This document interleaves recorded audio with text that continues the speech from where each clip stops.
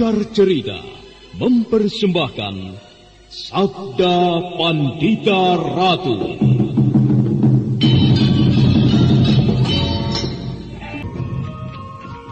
Sabda Pandita Ratu, naskah ditulis oleh Ondra Swastilangit, diolah oleh Agus Nur Ismail, didukung oleh artis-artis terkemuka, Ferry Fadli, Eli Ermawati, M. Abud, Ivona Rose, dan lain-lain.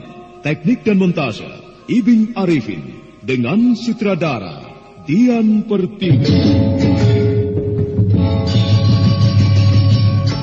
Sabda Pandita Ratu kali ini mengetengahkan episode yang ketiga dengan judul Purnama Kambang Ayun.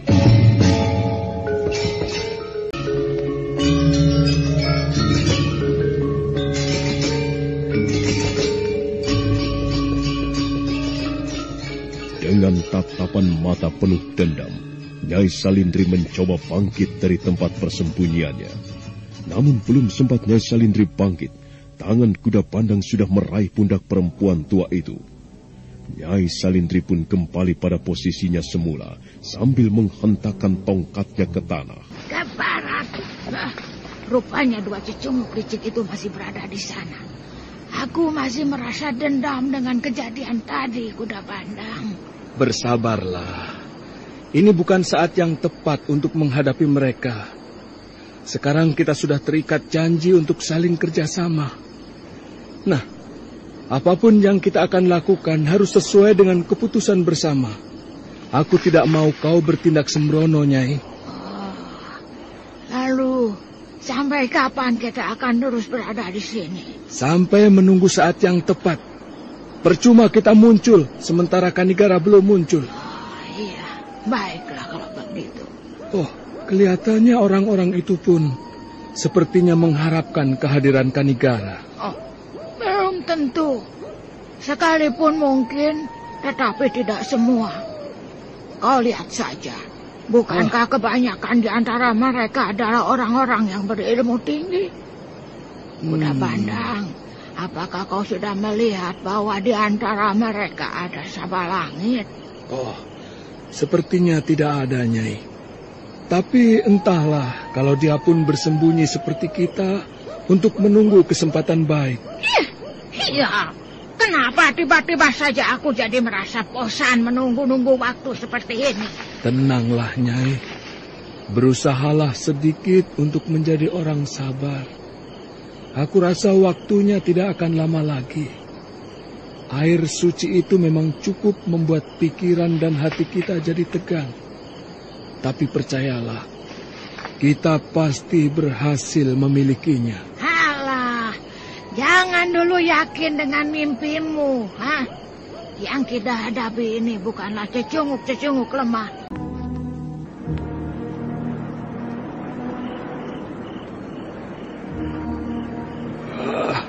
Ke barat.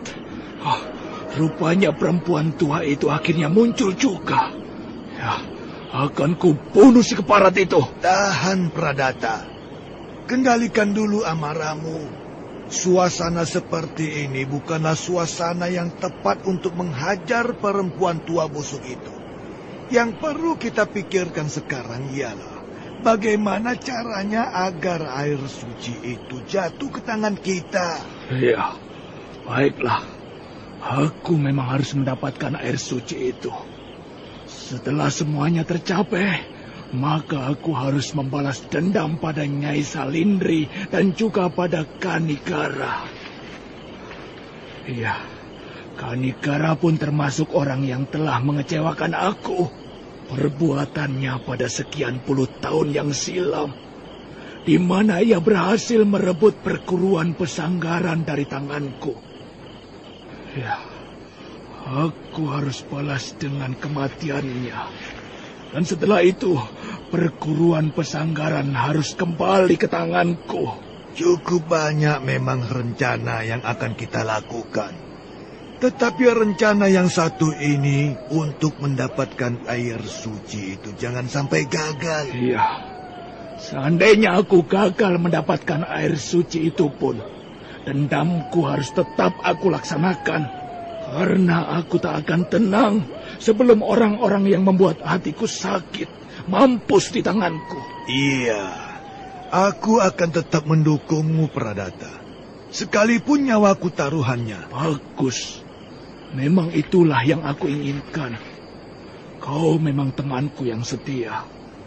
Kalau segalanya tercapai, maka aku pun tak akan tinggal diam untuk mengangkatmu menjadi orang dekatku. Ya, menurutmu, bagaimana suasana saat ini, Tranggana? Kelihatannya sangat menegangkan sekali. Karena yang hadir di tempat ini bukanlah orang-orang yang bisa kita anggap remeh. Kau lihat saja itu, Sabalangit. Dia pun ada di tempat ini. Orang itulah yang paling berat di antara orang-orang di sini yang akan kita hadapi. Keparat. Kendala besar untuk mendapatkan air suci itu semakin nyata saja. Sabalangit. Oh, apakah aku mampu menghadapi orang itu? Bangsat. Kenapa tiba-tiba saja timbul rasa pengecut di dalam hatiku? Oh, tidak. Aku tidak boleh takut atau gentar menghadapi Sabalangit. Suatu saat, aku harus mencoba kemampuan orang itu.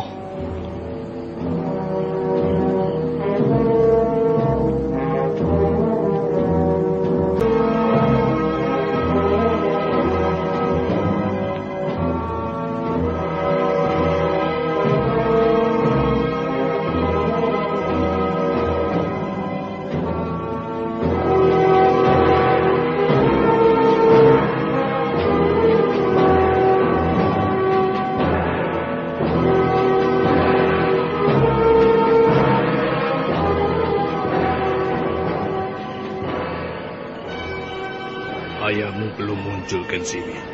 Benar, Paman. Tapi kenapa Kakang Mahisa Beranjangan sudah berada di sana? Apakah dia pun belum bertemu dengan ayah? Oh, ya, mungkin demikian. Kenapa ayah belum muncul juga? Apakah ada sesuatu yang terjadi terhadap ayah? Oh, lalu siapa dua orang yang berada di samping Kakang Mahisa Beranjangan itu? Ada yang kau pikirkan, Kensiwi? Iya, Paman. Tiba-tiba saja hati saya jadi khawatir dengan keselamatan ayah. Mudah-mudahan saja ayahku dalam keadaan baik-baik. Apa yang kalian kerjakan di sini? Oh, ayah? Bagaimana keadaanmu, Dek? Baik-baik saja, ayah. Saya begitu mengkhawatirkan keadaan ayah. Kensiwi. Ayah pikir kamu tidak akan datang kemari. Dan kau, Haryo Panumping, bagaimana keadaanmu? Oh, saya pun dalam keadaan baik-baik, Kakang. Syukurlah. Mana Kameswara? Aku dengar dia pun berada di wilayah ini. Kakang. Dia memang berada di wilayah ini. Tapi saya tidak tahu berada di mana dia sekarang.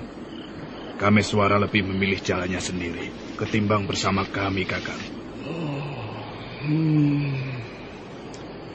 Aku pikir terjadi apa-apa terhadap dia.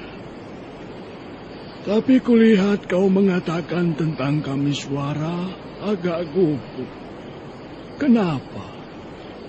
Apakah ada masalah terhadapnya? Tidak, Kakang. Saya bicara demikian karena saya bingung untuk mengatakan berada di mana dia sekarang ini. Ya, sudahlah. Mudah-mudahan saja anak itu selamat. Iya, Kakang. Aku bingung untuk mengatakan peristiwa yang terjadi terhadap Kameswara. Suasana seperti ini rasanya tidak tepat untuk menceritakan hal itu. Iya, baiklah. Aku akan menunggu suasana tenang saja. Kelak masalah ini pun akan kuceritakan kepada Kakang Ageng.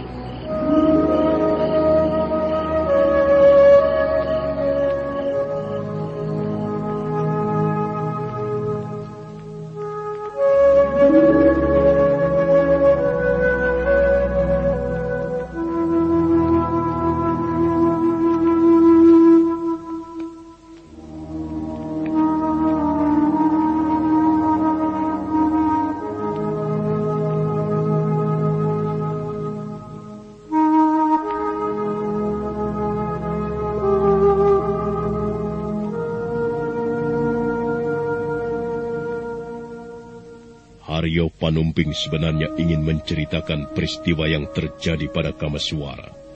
Namun karena dia melihat suasana yang kurang tepat, akhirnya Haryo Panumping mengurungkan niatnya untuk menceritakan masalah Kameswara. Haryo Panumping kemudian melangkah berdiri di samping Ki Ageng Pesanggaran sambil menatap ke arah orang-orang yang tengah berkumpul di depan air terjun Kambang Ayun. Lalu pada siapa kau serahkan untuk memimpin perguruan? Saya serahkan pada Kuda Sumekar dan Adi Yuyurumpung, Kakang. Seharusnya kau tidak perlu datang kemari, Haryo Panumping. Bukan aku tidak percaya pada Kuda Sumekar atau Yuyurumpung. Tetapi keduanya memang belum bisa memimpin perguruan. Bagaimana kalau terjadi apa-apa terhadap perguruan? Siapa nanti yang akan menjaga keselamatannya? Maafkan saya, Kakang. Saya mengaku bersalah. Semua yang saya lakukan ini karena saya merasa khawatir terhadap Kakang. Ya, sudahlah. Semua sudah terlanjur.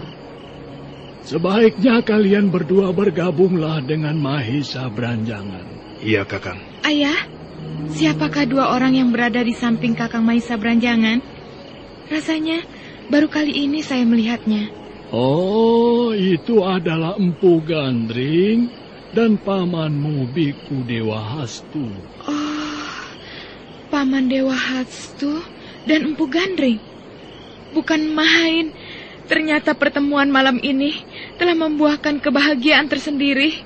Ayah, senang juga hati Ken Siwi bisa bertemu dengan Paman Biku Dewa Hastu dan juga Empu Gandring. Ya, sebaiknya sekarang bergabunglah dengan kakangmu.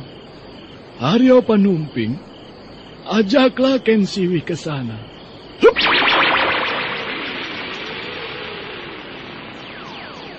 Setelah berkata demikian, tiba-tiba saja tubuh Ki Ageng Pesanggaran lenyap dari hadapan Ken Siwi dan Haryo Panumping. Rupanya diam-diam Ki Ageng telah merapal aji Panglimunan. Ken Siwi pun tertegun sesaat melihat ayahnya lenyap dari pandangannya.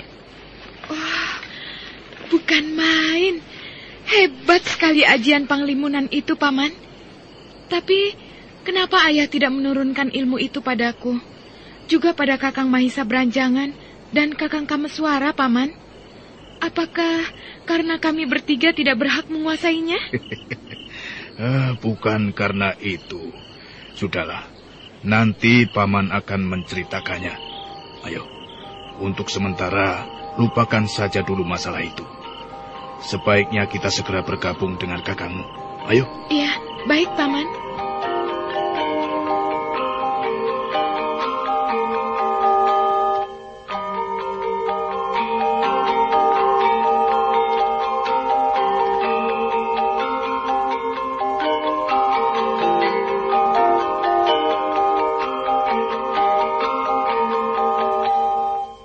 Keduanya segera meninggalkan tempat itu.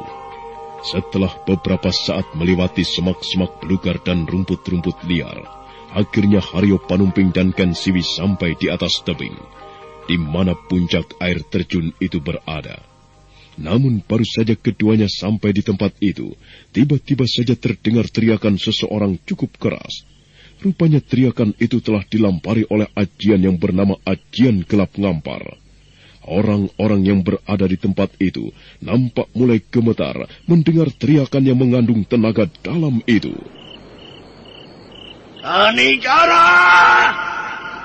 Anigara! Keluarlah kau ke parat. Jangan coba-coba bersembunyi dari hadapanku. Tunjukkanlah wujudmu kalau kau benar-benar seorang laki-laki. Jangan lisamu hanya bersembunyi saja.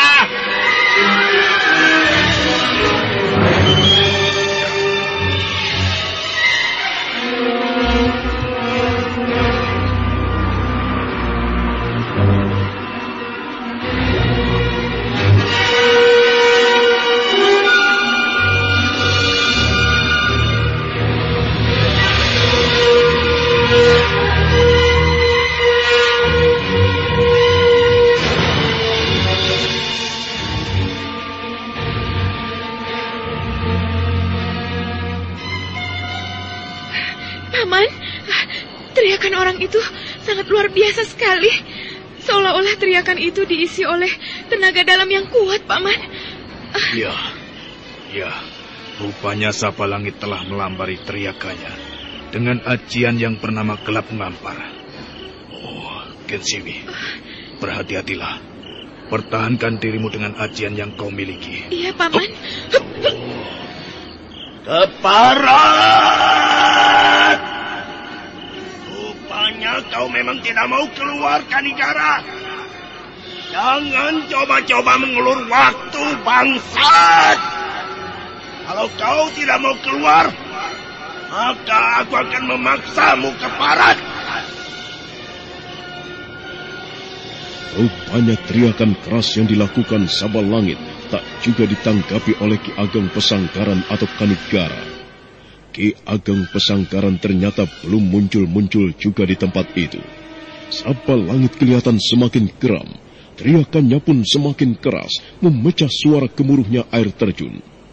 Sementara malam masih tetap mengambang dan rembulan masih setia menyebar cahayanya, orang-orang yang berada di sekitar tempat itu rupanya tak berani berbuat apa-apa mendengar teriakan yang dilakukan oleh Saba Langit.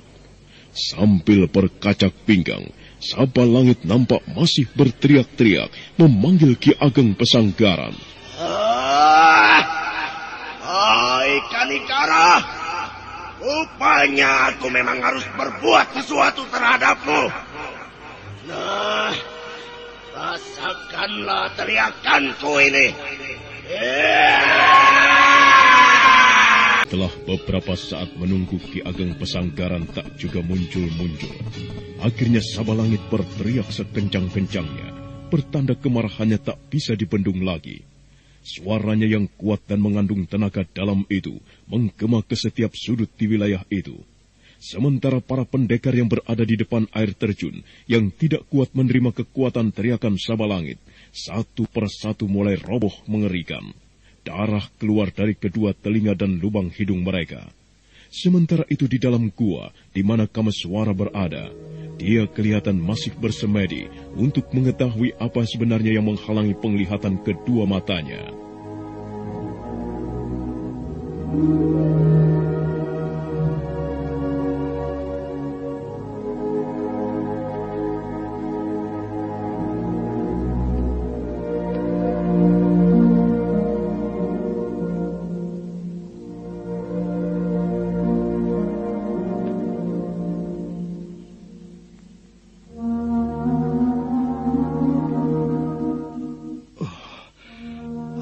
Belum menemukan apa sebenarnya yang menyebabkan mataku tak dapat melihat. Tapi aku merasakan seolah-olah ada sesuatu yang tengah membelengguku.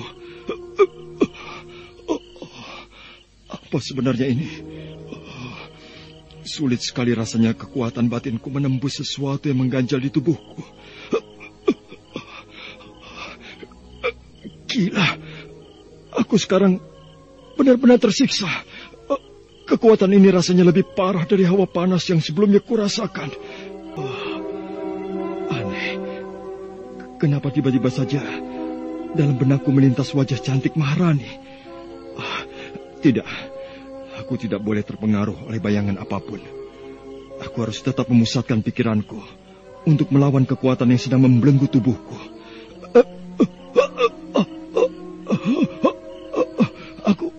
Aku merasakan sesuatu di dalam perutku.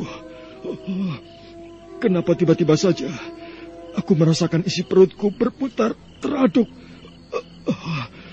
Ada apa ini? Apakah ini akibat dari pengaruh air suci yang kuminum? Pertama ketika aku minum air itu, aku merasakan tubuhku panas. Dan sekarang tiba-tiba isi perutku seakan-akan berputar. Lalu, apalagi nanti yang akan kurasakan? Tidak, aku tidak mau terus-menerus tersiksa seperti ini. Apalagi yang harus aku lakukan sekarang? Apakah hal ini terjadi karena pemusatan pikiranku kurang tertuju?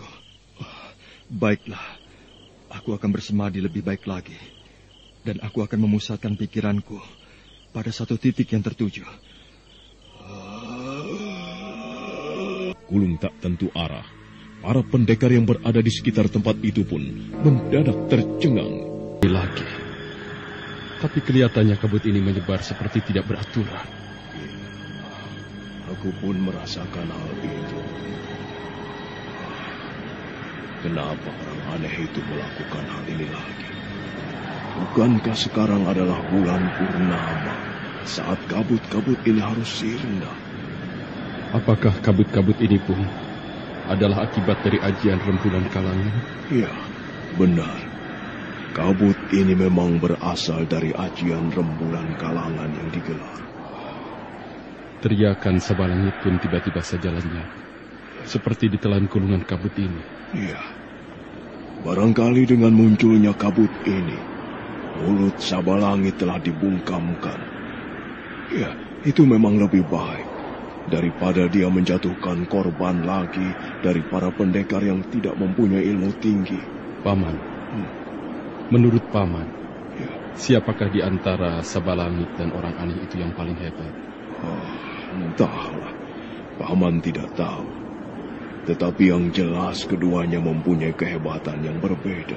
Iya, saya cuma mau tahu, kalau memang keduanya mempunyai kehebatan yang sama, artinya Sabalangit masih mampu memunculkan kekuatannya yang lain untuk memanggil ayah.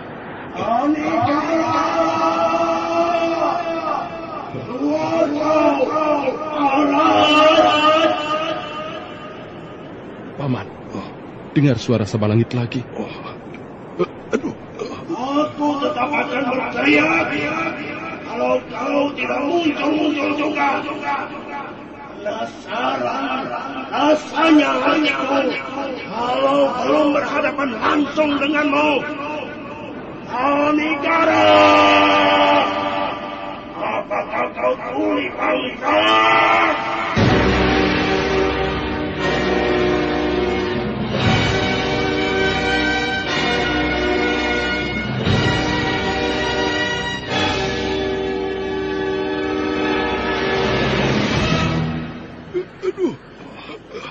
Gila, suara teriakan itu seolah-olah menyebar di mana-mana.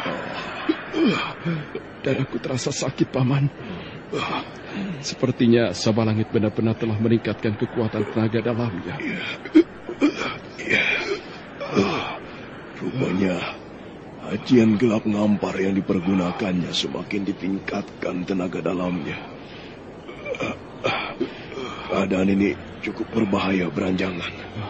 Kau harus mengalirkan tenaga dalammu sambil menutup kedua telingamu. Iya, Paman. Tubuh Mahisa Beranjangan bergetar hebat, sekalipun dia telah memusatkan tenaga dalamnya. Lain halnya dengan Biku Dewa Hastu dan Empu Gandring. Keduanya kelihatan tenang. Namun begitu, Empu Gandring dan Biku Dewa Hastu pun merasakan kekuatan tenaga dalam yang dilontarkan Sabalangit melalui kekuatan teriakannya. Sementara itu, Enziwi dan Haryo Panumping yang berada tak jauh dari kedua tokoh tua ini pun merasakan hal yang sama.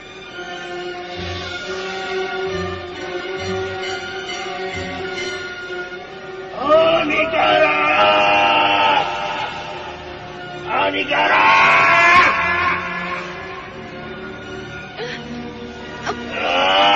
Paman! Paman Panumping! Telingaku sakit sekali, Paman. Teriakan Sabalangit seolah-olah ingin memecahkan gendang telingaku, Paman. Apa yang harus aku lakukan? Rasanya saya tidak kuat menahan teriakan yang mengandung tenaga dalam ini, Paman. Tutup telingamu dengan telapak tanganmu ke sini. Kemudian rapatkan mulutmu. Nah, setelah itu salurkan tenaga dalammu ke seluruh tubuh. Ayo cepat.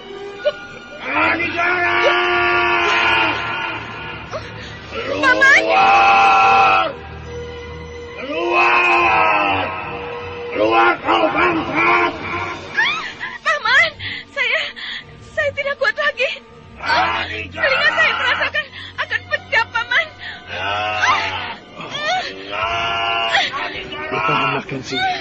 Paman akan membantumu. Sekarang duduklah. sambil mendekat telingamu. Iya, Paman. Keluar, Canikara. Bagus.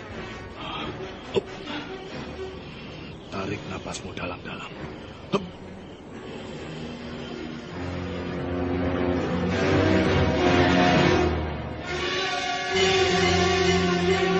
Sambil memegang kedua tangan Ken Siwi yang tengah mendekap telinganya, Haryo Panumping segera menyalurkan tenaga dalam ke tubuh gadis itu. Setelah beberapa saat kemudian, nampak mulai terlihat ketenangan di wajah Ken Siwi. Korban dari kehebatan teriakan tenaga dalam Sabalangit kembali berjatuhan. Namun ada juga beberapa orang yang mencoba meninggalkan tempat itu dengan menerobos kabut yang menghalangi. Tetapi rupanya nasib malang pun menimpa orang-orang itu. Ternyata mereka terjebak oleh jurang yang berada di sekitar tempat itu.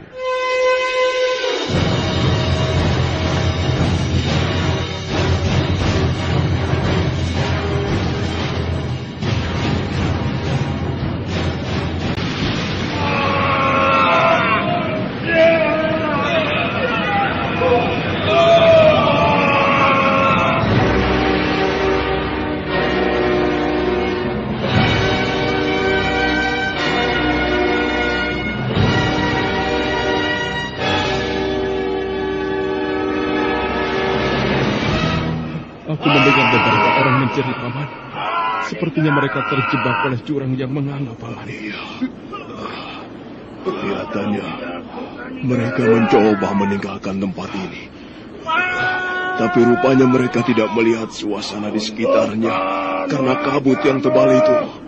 Paman, rasanya saya mulai tidak kuat menahan teriakan ini.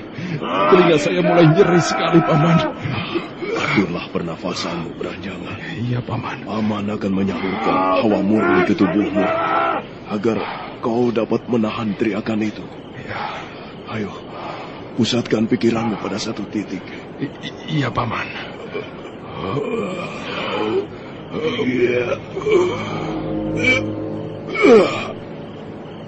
Biku Dewa Hastu pun segera menyalurkan hawa murni ke punggung Mahisa Beranjangan.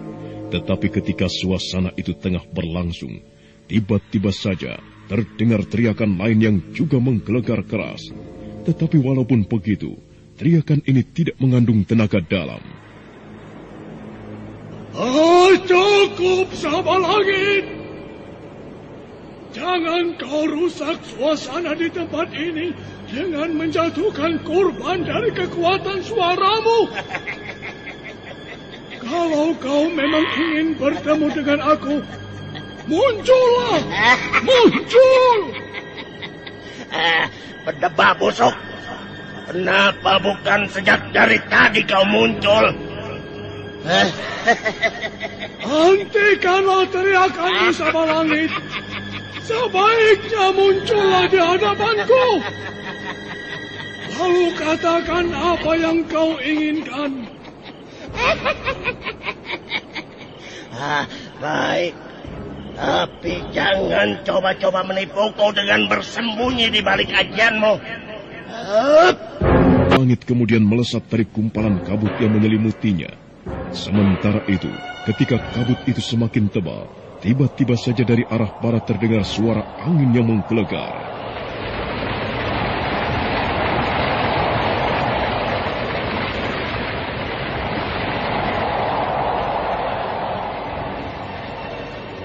Suara angin itu terdengar semakin dekat, dan benar saja, rupanya itu adalah pusaran angin beliung, dan orang-orang di sekitar wilayah itu mengenal pusaran angin ini dengan nama Celeret Tahun.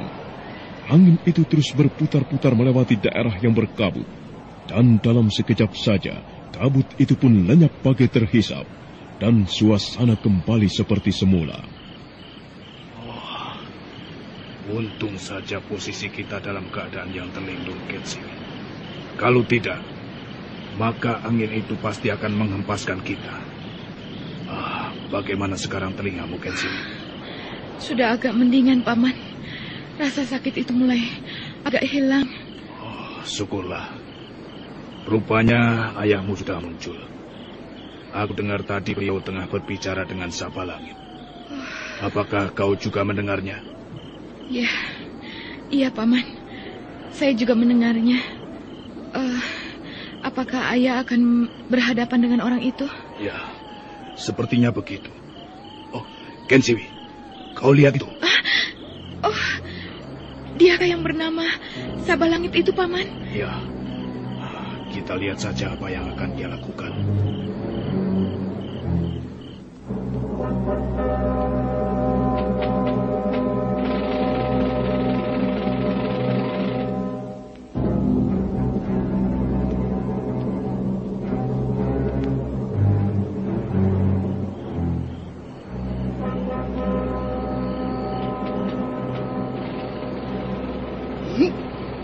Anigara, muncullah. Aku sudah berada di sini. Aku sudah katakan bahwa aku tidak mau kau permainkan.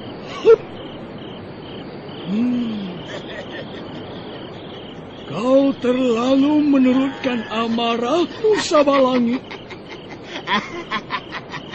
Akhirnya kau muncul juga, sobat. Aku senang bisa bertemu dengan kau kembali. Apa kabarmu, Kanigara? Rupanya kau ingin bersilaturahmi juga denganku. Aku baik-baik saja. Dan bagaimana dengan dirimu sendiri? Aku justru dalam keadaan tidak baik. Karena aku masih kekurangan untuk memiliki semua kehebatan yang ada di jagat ini. Terutama kehebatan yang dimiliki orang aneh itu. Rupanya masih saja kau merasa kekurangan, sobat. Padahal kalau aku perhatikan, ilmu yang kau miliki sudah cukup tinggi. Dan bukan mustahil tidak ada yang dapat mengalahkannya. Sabalangit memang hebat dan berilmu tinggi. Dan aku memang yakin bahwa di jagat ini tidak ada yang bisa mengalahkan aku. Tapi apa salahnya kalau aku berkeinginan memiliki ilmu lebih tinggi lagi? Manusia seperti dirimu memang serakah, Sabalangit. Ya, tapi itu terserah padamu. Silahkan kau cari ilmu setinggi langit dengan cara jahatmu. Tetapi kau harus ingat, di atas kekuatan masih ada kekuatan lain lagi. Dan di atas kehebatan, ada kehebatan yang lain lagi. Jadi janganlah kau merasa tinggi dan merasa bahwa kau paling hebat. Karena di atasmu masih ada orang lain yang akan lebih hebat. Tetapi yang lebih hebat belum ada, Kanigara. Oleh karena itu, aku merasa bahwa akulah yang paling hebat di jagat ini.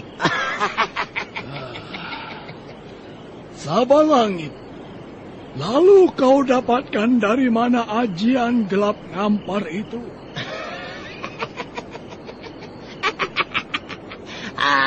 Itu hanya sebuah ajian biasa, Kanigara. Aku mendapatkan ajian itu di kaki Gunung Kelut. Ketika berhadapan dengan seseorang, orang itu berhasil kubunuh. Dan kemudian seluruh ajian yang dimilikinya berpindah ke tubuhku. Dan sebentar lagi pun, para pendekar yang berada di sini akan kuisap seluruh ilmunya. Dan aku pun akan semakin hebat saja, Kanigara. Aku rasa sekarang tidak perlu membuang-buang waktu lagi. Kau pancinglah orang aneh itu agar keluar dari tempat persembunyiannya. Aku sudah tidak sabar lagi, Kanigara, untuk melumpuhkan orang itu. Hei, bukankah kau merasa hebat? Kenapa tidak kau saja yang memancing orang aneh itu agar keluar dari tempat persembunyiannya? Jangan main-main denganku, Kanigara. Lakukanlah. Sekalipun aku orang hebat, tetapi untuk memancing orang itu, hanya kaulah yang mampu.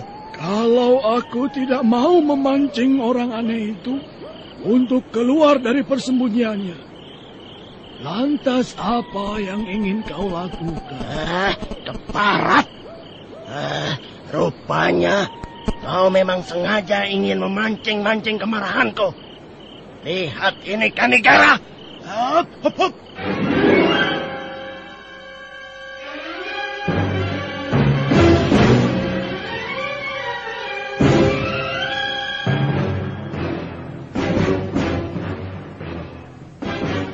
Sapalangit kelihatan bertambah geram mendengar kata-kata Ki Ageng Pesanggaran. Kemudian dia pun mundur beberapa tapak ke belakang. Setelah itu, tiba-tiba saja dia mengangkat kedua tangannya ke udara. Nah, apa yang akan dilakukan oleh Sapalangit? Dan apakah yang akan terjadi setelah keduanya tahu bahwa yang berada di dalam gua itu bukanlah orang aneh? Saudara pendengar, untuk mengetahui jawabannya, nantikanlah kelanjutan kisah ini dalam seri berikutnya. Sampai jumpa.